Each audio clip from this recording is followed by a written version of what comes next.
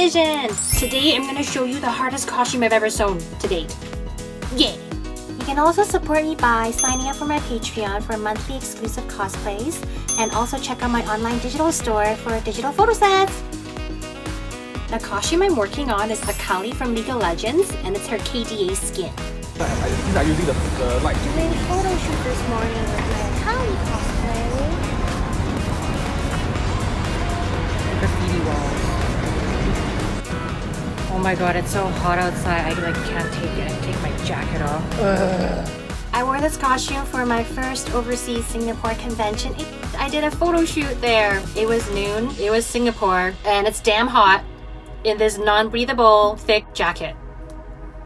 I survived. I was shooting with my little bro Shiro, and I loved how the photos turned out. It's so beautiful, so magical. It was worth dying in the heat for these amazing photos.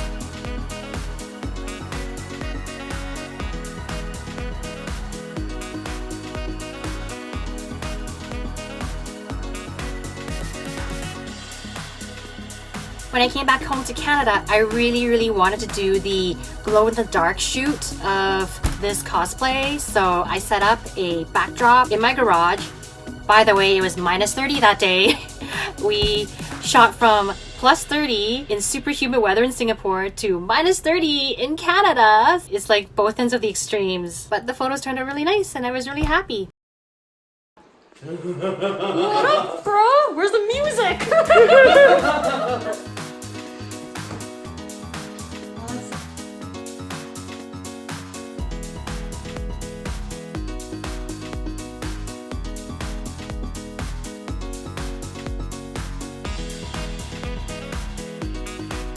This costume by far is the most technically difficult sewing project I've had to make. Oh, it was literally hurdles after hurdles and obstacles I had to overcome. I'm so glad I got it done.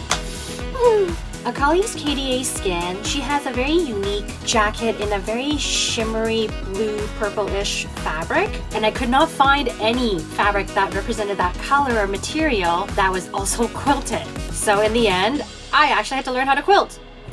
First time for everything, hey? First off, I had to quilt the fabric by starting to draw the lines to make squares. It's a huge piece of fabric and so much precision you have to do to mark the spots and draw lines on this fabric.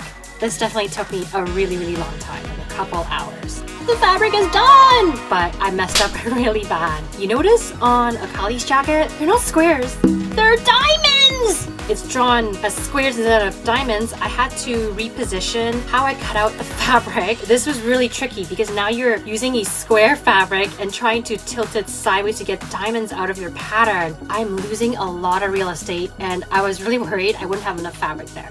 I added the batting, which is the white floofy part, underneath the fabric to make it all cushiony and poofy. But when I was sewing it, I realized that it was a little too thick for my fabric, so I had to sew it a lot slower to make sure I can actually feed it through the sewing machine. I completely overlooked the fact that this is stretchy fabric, so when I sew it, the fabric's going to shrink towards the sewing points, so that means my fabric's gonna shrink. I'm gonna get a smaller jacket that I may not even fit.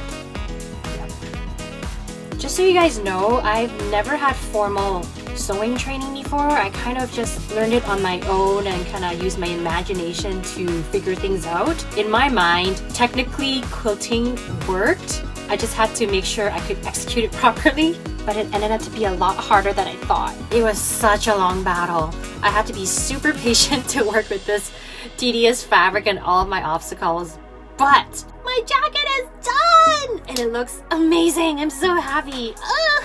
Now to add the dragon pattern on the back of my jacket. There wasn't any graphics we can pull off the internet to print this out on, so my sister actually drew this from scratch for me. This is iron-on paper that I'm printing the dragon on, and you can put it on any fabric and you can iron it on so it sticks, which is like a magic tool for me because I don't know how to embroider. I did the same thing for the KDA graphic on the hat. I ironed on the letters. I really wanted to make Akali's props. She has a dagger and like a reaper, but I am terrible at making props. I can sew, I'm a seamstress, but I'm bad at crafting.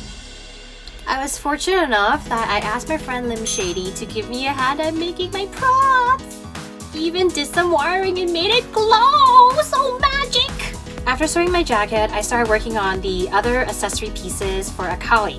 I used one of my old necklaces as a guideline to draw my pattern for my necklace. I'm not very good at measurements, so I freehand a lot of things. I transferred the drawing on a piece of paper to craft foam, and when I cut that out, I lined it with Worbla, which is a thermoplastic. When you use a heat gun to heat it up, it will become softer and you can bend it to different shapes. It actually smells really, really good when you heat this up.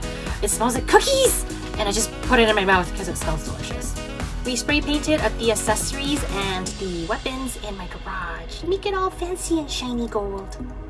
When I was adding the gold foam onto my shoes, I kind of glued it on top of where the shoelace is. I couldn't undo it to put on my shoes. Yay. Smart me! Another one of my friends helped me with 3D printing these hearts for my pouch as well as my belt. Yay! I'm really happy after all these obstacles my costume came out. I know it looks like, wow, this costume is so nice. But a lot of times I had to go through a lot of thinking and planning and trying to salvage the mistakes I made to make it work. My journey. Thanks so much for watching my video. I hope you enjoyed listening to me ramble about the difficulties of this cosplay. Please subscribe to my channel if you enjoyed this content. And you can also check out my online store and Patreon to support my cosplays. Until next time, we'll see you.